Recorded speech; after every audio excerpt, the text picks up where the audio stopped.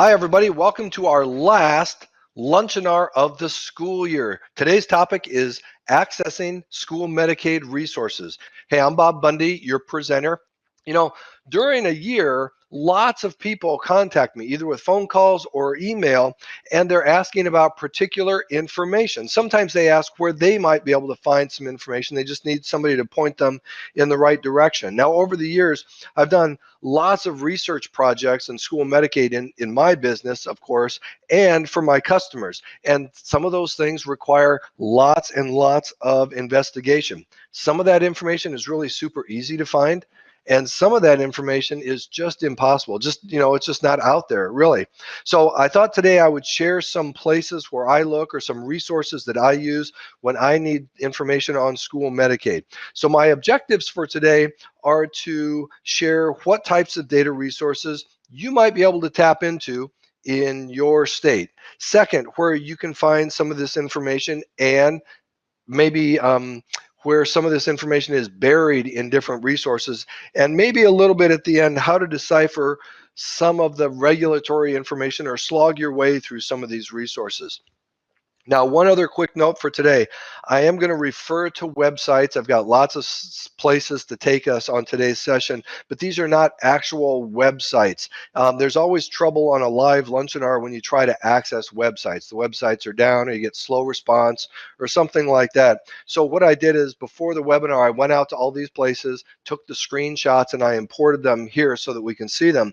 And if anybody is interested in getting a list of all the addresses where I go for today's session, just give me a call or send me an email. I'm happy to give you that list of all the locations. So initially, I'm going to start with state plans. But before I start with state plans, I want to just point out a couple things real quick. A couple places where you will it's unlikely that you'll need to access these in any research that you need, but that is the federal authorization of school Medicaid. Where in the law does it say that school Medicaid can even exist? And there are really two places.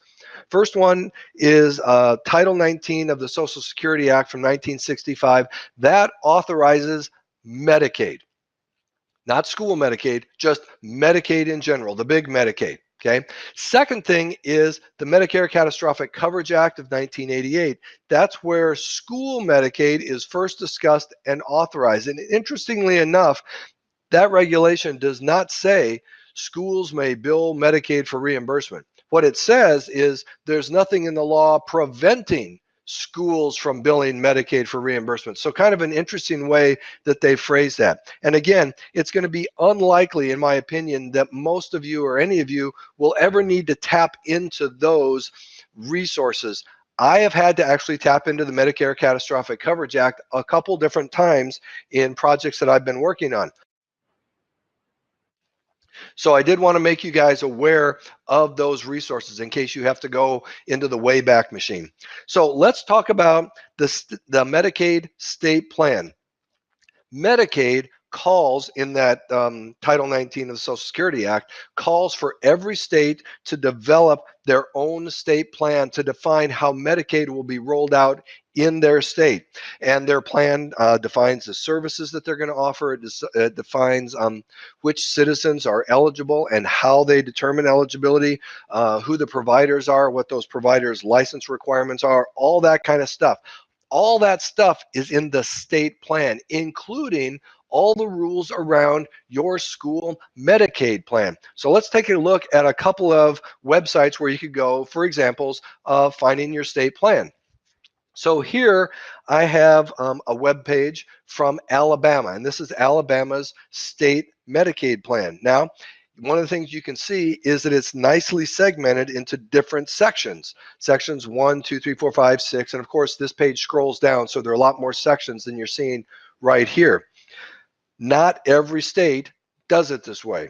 Some of them have nice divisions like this. Sometimes it is one big document. It could be a document that's 2,000 pages long, and you have to kind of find where you need to go. Okay, school Medicaid and the school Medicaid portion of your state plan could have its own separate document within the state plan. Most states don't have that. In most states, the school Medicaid rules are mixed in with everything else, but it's not unknown that the school Medicaid part of the state plan could be separate. Now, looking at section 2, and I'm just going to dive in, I just picked one of these sections randomly. Section 2, when you click on that, it takes you to that portion of the state plan. Looking at the first page, it looks like it was written on an old typewriter, and you know, it was. And if any of you are under 30, you probably don't even know what a typewriter is, but this probably was written on a typewriter. Remember, the state plan, when Medicaid came out in 1965, probably, well, it had to be written on either a typewriter or handwritten, right? There was no internet, there's no Microsoft Word, there's no PDF or anything like that. But over the years, things have changed in the state plan, and they take old pages out and they put new pages in. So in this one section that we're looking at, section 2 of the Alabama plan, page 1, as you can see here, is from 1991. Page 2 is from 2003, and the last page in this section is from 1986. One of the other things that's always fun to come across in one of these old state plan documents is handwritten notes. Most of the time, the handwritten notes don't really mean anything, but that's just the page that they scanned in to include in the document online. Sometimes those handwritten notes do mean something, and generally speaking, anytime I've come across handwritten notes, they're usually easy enough to read. You know, it's not like a doctor wrote it and there's just like a big scribble or something like that. And if any of you are doctors, I apologize if I cast aspersions on your handwriting in here. Now, Alabama does not have a separate section or document for school Medicaid in their state plan. That means that everything is in their main state plan, and you have to kind of find where the school Medicaid stuff is. So, for example, and I don't know that this is the case in Alabama, but this is the case in several states. If you want to find out about physical therapy and school Medicaid as a coverage, you have to go find physical therapy in the state plan and then start reading until you find the part that applies to school Medicaid, because physical therapy also applies in hospitals and in nursing homes and in doctors' offices and all that kind of stuff. And so in a state plan where school Medicaid isn't carved out into its own document, you kind of have to decipher things. So here is New Jersey's state plan, or a website from New Jersey talking about their state plan. And this, unlike Alabama, is one big document with a few attachments. There is no separate school Medicaid plan document for New Jersey. And again, when you open up any of these links, which I'm not going to do right now, it's interspersed with old typewritten pages and newer pages that would have been done in Microsoft Word or something like that. So here's a page from the Arizona state plan. Don't know if you guys can see this at the top of the page there, but there are 771 pages in this document. And this section I just found in there deals with school Medicaid. Okay. It says who's eligible, which services are covered, the license that providers need, reimbursement, all that kind of stuff.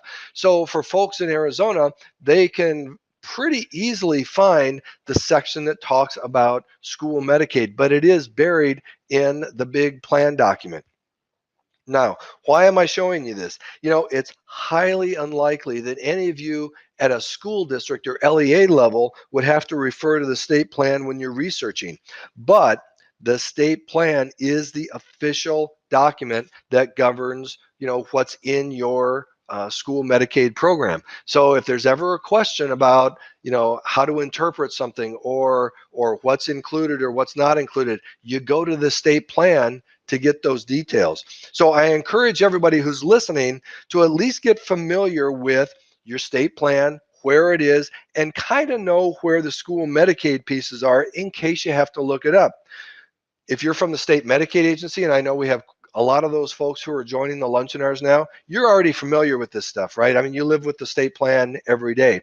If you're in the State Department of Ed, you really need to be familiar where the school Medicaid portion of the plan is located, just because your LEAs or school districts look to you as a resource for this kind of information. And if you're a billing company, and I know we have lots of billing companies who participate too, you need to be intimately familiar with the state plan details of the school Medicaid portion of the state plan in all the states where you work. So if you're a billing company in one state, that's great. You need to know the ins and outs of that state plan as it regards school Medicaid. And if that's in one big, massive document, you need to know exactly where all those pieces are. And if you're in multiple states, you need to know that in multiple states, in every state that you covered. So now I'm going to talk about the state plan amendments, or SPA, S-P-A. Whenever a state wants to make a change to their state plan, they have to write up a SPA document, basically that describes the changes that they want to make. Sometimes they might be adding or removing services in their school Medicaid program. Sometimes they might change the license requirements or change their reimbursement policies or something like that. They write that up in a document. They send it to CMS and they say, CMS, these are the changes we want to make in our plan.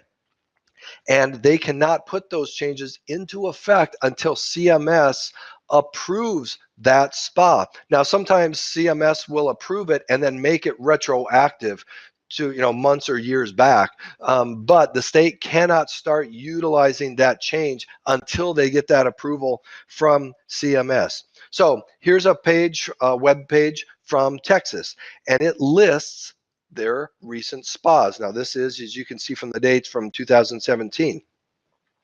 And I've got to say, I love that Texas does this. A lot of states, there's the state plan, and that's it. In Texas, there's the state plan, and then there's all the SPAs that they have turned in, and whether they've been approved or not approved. So it makes it pretty easy for folks when they hear that there's a SPA going on, or that the Texas Medicaid agency has asked for something new from CMS, they can go out and read about it. I will say, when states don't list their SPAs on their website, it makes it real pain when you're doing research. So I'm in a state, I hear that my state has just submitted a SPA, but they don't post it on their website. Holy cow, well, how can I go read the details and find out, if CMS passes it, what do I have to do?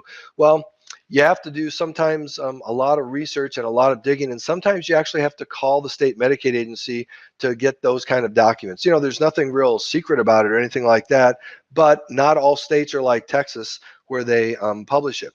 Once things are published, or SPAs have been published and submitted and approved, a great place to find them is on Medicaid.gov. I love Medicaid.gov. It lists SPAs back to 2001, but now it's going to list every SPA back to 2001, not just the school Medicaid ones, but they do have lots of filters. You can filter just for your state. You can filter for the approval dates or the effective dates, those kind of things. So if you are trying to do some research on a SPA, you can go out to Medicaid.gov and do some filtering and typically find the SPA you're looking for pretty easily. So here's a page from a recent SPA from Massachusetts. And this happens to be a really important one because this is the free care SPA from Massachusetts. Free care is a big deal. We've talked about it a lot this year in the Lunchinars. And the section that I highlighted here is a pretty important section. But a couple things to point out. This SPA is only 8 pages long. And, there's a cover page, there's a transmittal letter, there's CMS's response. So the SPA itself is really not 8 pages. The SPA itself is probably more like 4 pages when you add in all that other stuff. But it's really good idea for people, all of you out there, to kind of get familiar with reading a SPA. In most cases, the state will turn in the SPA to CMS and they say, these are the changes we want to make, and these are the changes in our plan. And they'll actually take the page from their state plan and make the changes on it and say to CMS, here's what we want to do. And that's part of the reason why when you look at the state plan, you see old pages, new pages kind of mixed in together, because when that SPA gets approved, and let's say this was actually a 4-page SPA, the pages that Massachusetts asked to have changed will be integrated with their overall state plan.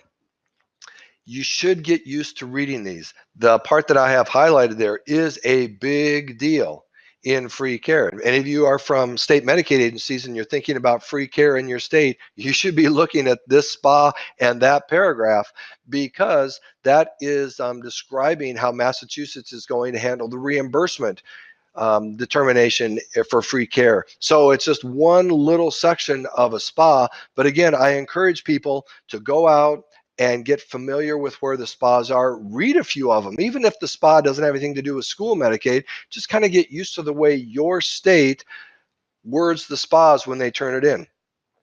Okay, probably the most valuable resource for information, excuse me, is the School Medicaid Handbook.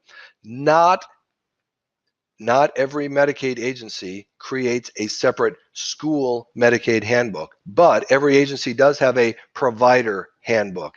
And if you don't have a separate school Medicaid handbook, all the stuff that you need is in the provider handbook, which is kind of like the state plan, one big document. You have to go find the school Medicaid portion. But the handbook is really neat because this is where the state Medicaid agency, they take the state plan, they take any SPAs that have been approved, they add some operational rules and some administrative rules, and then they word it in a format that real people, real live people can read and understand without being a regulator or a lawyer, which is very, very handy. Now, again, the best part and the easiest part is if you're in a state that has a separate handbook just for school Medicaid. Good for you. Congratulations. If you're not lucky enough to be in one of those states, the information's out there and it is human readable. You can understand it, but you might have to go through the big provider handbook, service by service or chapter by chapter to pull out the school Medicaid portion of it. So let's take a look at a couple of examples here real quick, or at least one example. This happens to be from New York, and they list the link to their handbook. And when you click on it, you can just go, and their handbook is just for school Medicaid, which is really cool. And I just happened to pull a page there, page 44 of 86, has to do with physical therapy, but it talks about the types of services that are covered, the types of providers and the licenses they have to have, the documentation requirements. Basically, anything you need to know about physical therapy and school Medicaid in New York is listed in this handbook, in this section, in human readable form. Very exciting if you're trying to do a little bit of research.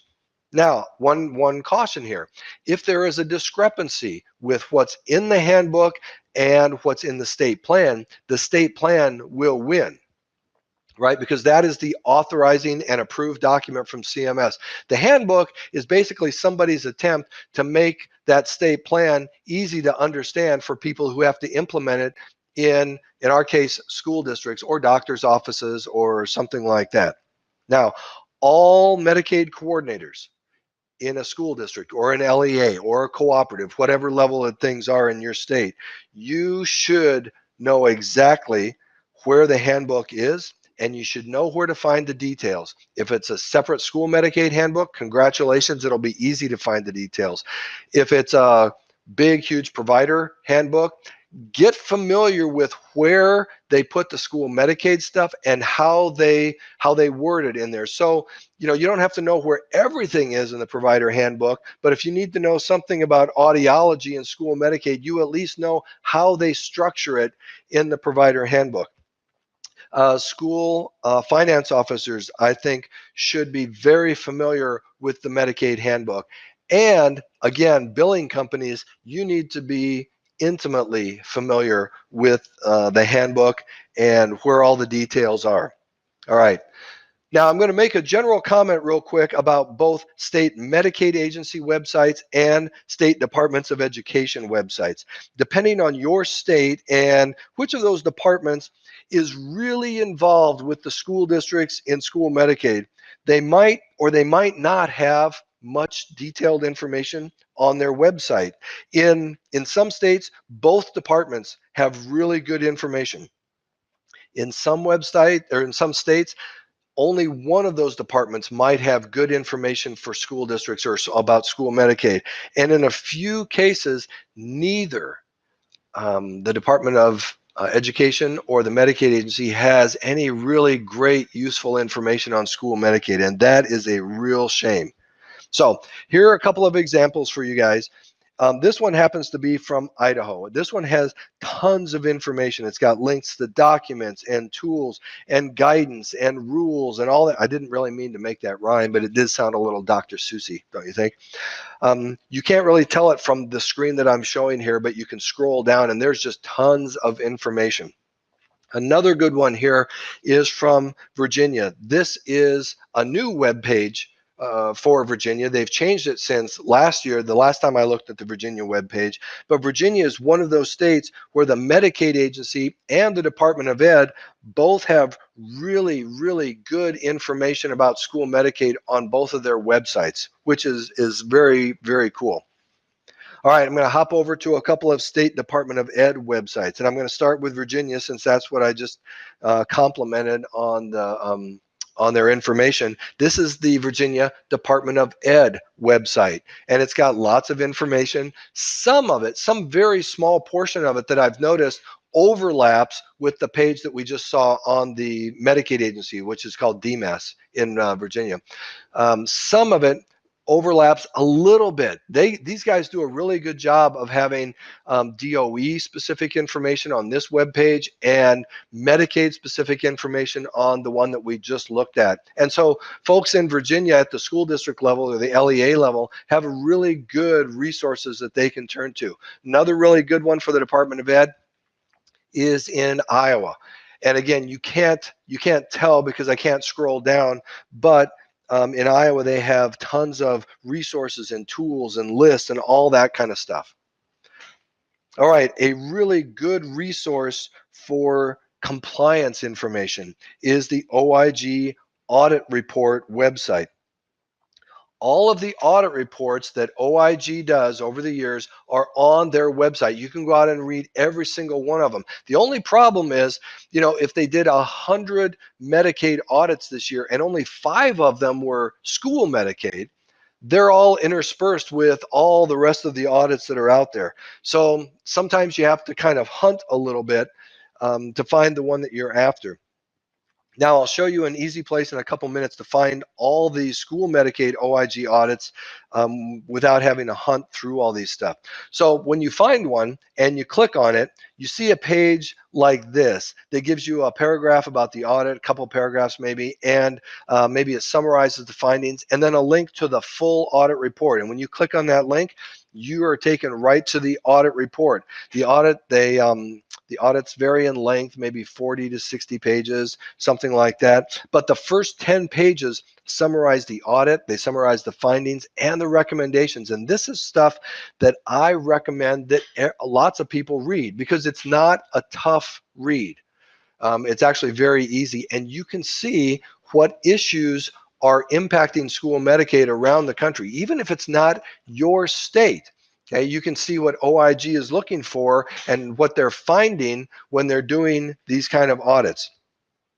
Now, I recommend that folks in the Medicaid agency in every state read these for the school Medicaid. Again, even if it's not your state.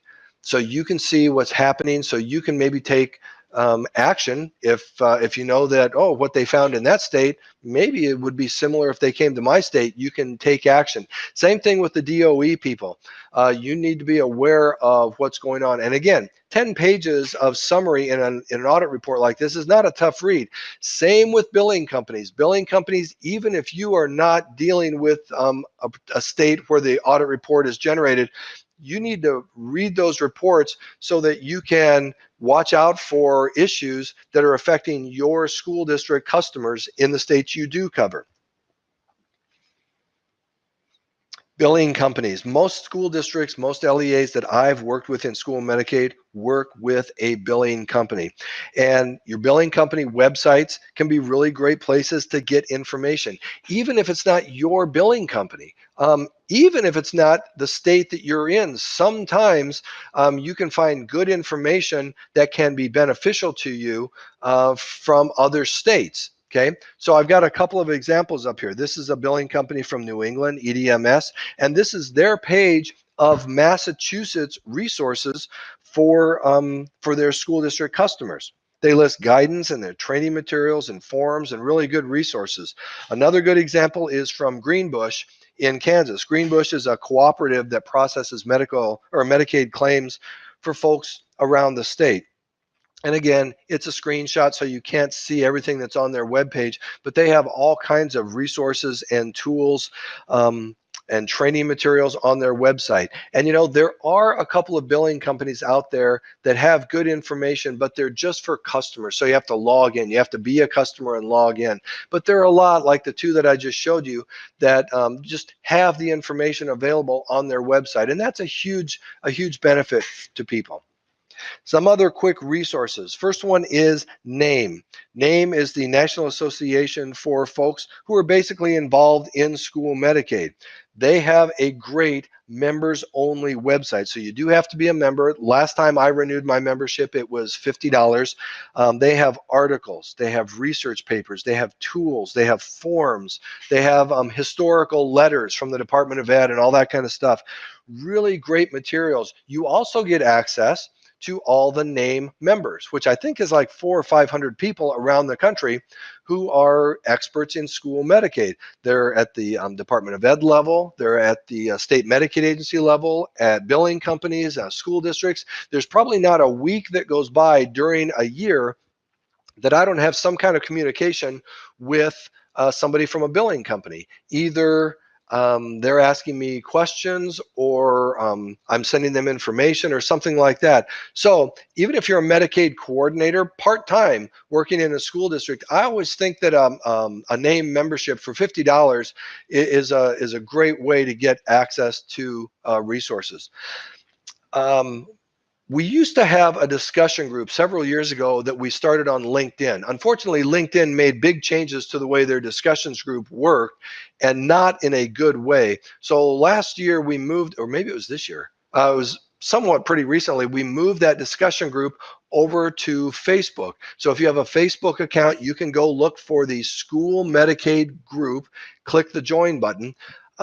People are slowly migrating over there from the LinkedIn discussion group. I know that we post all kinds of updates and articles that we see about school Medicaid, definitely every week, probably not every day, but things that are important for people. And again, it's important to know what's going on in school Medicaid around the country. It's great to know what's going on in your state, but it's good to know what's going on around the country. So if you guys are interested, in reading those kind of things, or starting discussions, asking questions to people who are out there, if you have a Facebook account, you can go out, just click join, you know, it's free and all that kind of stuff. And last, from a resource standpoint, is our website. I think a lot of you might know that we have two websites for our company. We have the main website that describes all of our services and all that stuff, but then we have one that's just devoted to school Medicaid, and that's the address right up there. There are three real areas that I want to direct you to out there. The first one is resources. The resources tab is where we have all kinds of tools and documents. Some of them are things that we've developed over the years and given to customers, or given, you know, at presentations around the country. Other ones are links to other tools and documents and resources in other places. This is where you go if you want to watch the recordings of the Lunchinar videos down at the bottom. And then the other one is the one right next to it, School Medicaid News. You can see there we have sub-menus by year that list all the articles that we have found about school Medicaid in those years. So here's a screenshot of the ones from 2017. Right next to every article, it tells you how many times people have viewed that article. And some of these get hundreds and hundreds of views from around the country, and that's really cool. Now, earlier I mentioned in the OIG audit website that the school Medicaid audits are just kind of interspersed with all the rest of the OIG audits.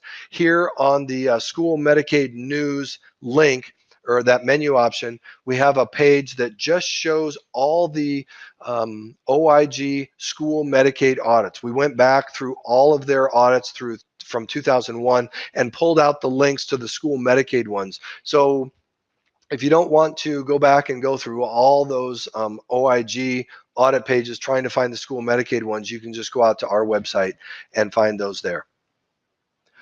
Okay, everybody. I was trying today to give you lots of places that you can go for information, starting at the federal level, kind of working our way down to the state level, state plans, billing companies, local level, that kind of stuff, and then some other resources.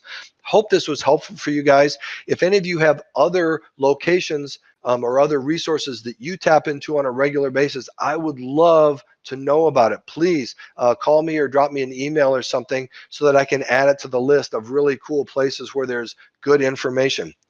So here's my contact information again. Thank you all very much for participating in today's Lunchinar. Thank you all very much for participating in Lunchinars throughout this school year.